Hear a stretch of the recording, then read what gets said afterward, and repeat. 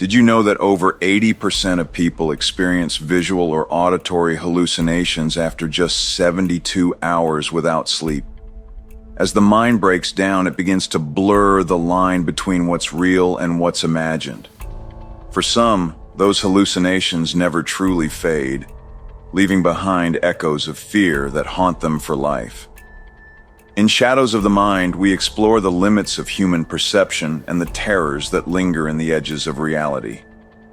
Thank you for joining us on this journey into the unknown. This is episode 9, marked by the Sigil. If you're new here, be sure to check out our series playlist to catch up on all the chilling chapters so far. And if you've been following along, don't forget to like, subscribe, and share. It's your support that helps us uncover the shadows. Elias sat at his desk, the notebook from Ravenhurst Asylum open before him. The pages were filled with drawings, dozens of them, all variations of the same sigil. It was intricate, like frost forming on a window, with sharp, angular lines radiating from a central point. The drawings varied in intensity, some faint and hurried, others deep and gouged into the paper as if the artist's hand had trembled with desperation. Subject X's words accompanied the drawings, scrawled in jagged, uneven handwriting. It always begins with the mark. Once you see it, you are already too late. Elias leaned back, running his hand through his hair. The sigil was hauntingly familiar. He had seen it, not in the notebook, but in the frost that crept across the alley door just days ago. He rubbed his eyes, trying to dismiss the thought, but it lingered like a shadow in the back of his mind. He turned the page. More notes. The mark anchors him. Fear draws him closer. The more you resist, the stronger he becomes. Elias's hand twitched violently, jerking the pen he held across the notebook's page. He dropped it, staring at his hand as it spasmed uncontrollably. The twitch had worsened since the shard entered his life, and now it felt as though something unseen was pulling the strings. The shard on the desk began to glow faintly, its light flickering in rhythm with his twitching hand. Jacob paced his small apartment, the shadows from the dim light stretching unnaturally across the walls. He hadn't slept in days. Not properly, anyway. Every time he closed his eyes, he saw it. The frost, the mirrors, the watcher. And now, the sigil. It had appeared again that morning, etched faintly into the condensation on his bathroom mirror. At first he had tried to dismiss it, telling himself it was just random streaks from the steam. But the lines were too deliberate, too perfect. It was unmistakable. With a shaking hand, he'd wiped it away, but the image lingered in his mind like a scar. On the table next to him lay a battered leather-bound journal, its edges frayed from overuse. He'd started keeping it after the mansion, desperate to make sense of the madness. The pages were filled with fragments, disjointed thoughts, frantic sketches of what he had seen and questions he couldn't answer. He sat heavily in the chair by the table and opened the journal. His pen hovered above the page, but his hand refused to move. The last entry stared back at him. Why us?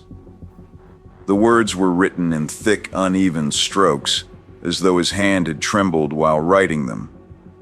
Below it, he had drawn a crude sketch of the sigil. Even his amateur lines couldn't dull its unsettling symmetry. It seemed to radiate from the page, pulling his gaze toward it. Jacob flipped back through the earlier pages. The entries were a chaotic mix of observations and fears. The frost wasn't natural. It spread like it was alive. What does it want from us? From me? The mirrors showed things I've never done, or things I might do. The watcher. Hollow eyes. Always watching. Some pages were filled with hurried sketches, twisted, shadowy figures emerging from the frost, mirrors that reflected impossible images, and the sigil, drawn over and over again. The repetition was unnerving, even to him. It was as if his mind had been invaded, the symbol taking root like a parasite. One page caught his eye. The words were scrawled in a tight, messy script, unlike his usual handwriting. The sigil isn't just a mark, it's a map. But to where? Jacob didn't remember writing it. He flipped back further, searching for answers, but the words blurred together, their meaning slipping away like a half-forgotten dream. He closed the journal with a shaky breath and buried his face in his hands.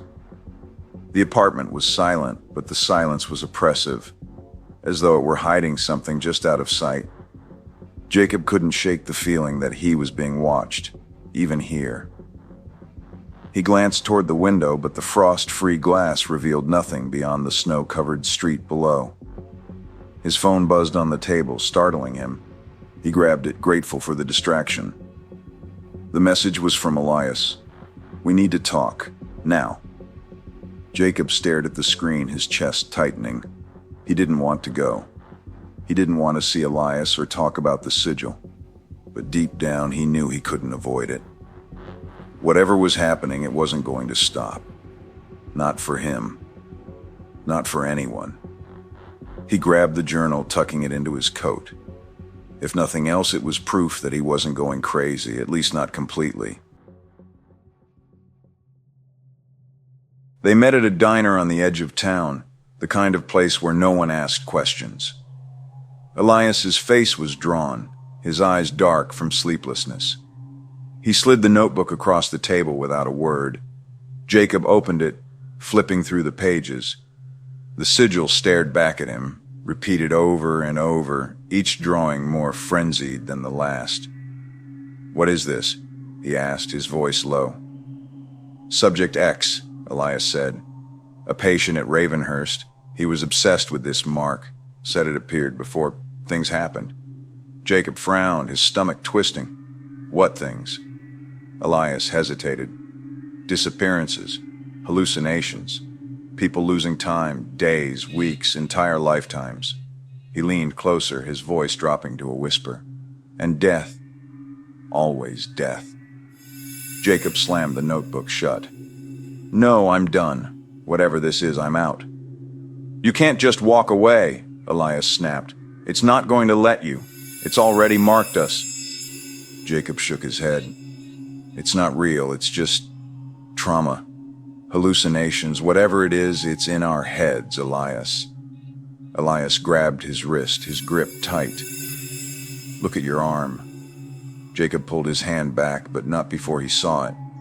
Faint, frost-like lines forming the sigil on his skin. The notebook led them to an old wing of the asylum, long abandoned and forgotten. Snow piled high against the crumbling walls, and frost coated the shattered windows. The sigil was everywhere, etched into the walls, carved into the wooden doors, even formed in the cracks of the concrete floor. Jacob hesitated at the entrance. "This is a mistake," he muttered. Elias ignored him, stepping inside. The air was cold, colder than outside, and their breath hung in thick clouds. The hallways were lined with old patient rooms, the doors ajar, revealing rusted bed frames and torn mattresses. In the center of the main hall stood a pedestal, and atop it lay a shard, identical to the one Elias carried. Elias approached it cautiously, his hand twitching uncontrollably. The shard pulsed faintly, as though responding to his presence. Jacob stayed back, his heart pounding. "Don't touch it," he warned. Elias ignored him, reaching out. The moment Elias's fingers brushed the shard, the asylum came alive. Frost spread rapidly across the walls, the sigil glowing faintly wherever it appeared. The air grew heavy, filled with whispers and faint echoing screams. The shard burned hot in Elias's hand, its glow intensifying. He stumbled back, clutching it tightly. The sigil on the floor began to pulse, sending waves of energy through the room. Jacob backed away, his breath coming in short gasps. "Elias, we have to go. Now." Elias stared at the shard, his face pale. "It's not just a mark," he said, his voice trembling. "It's a door." The frost on the walls began to crack, revealing darkness beyond.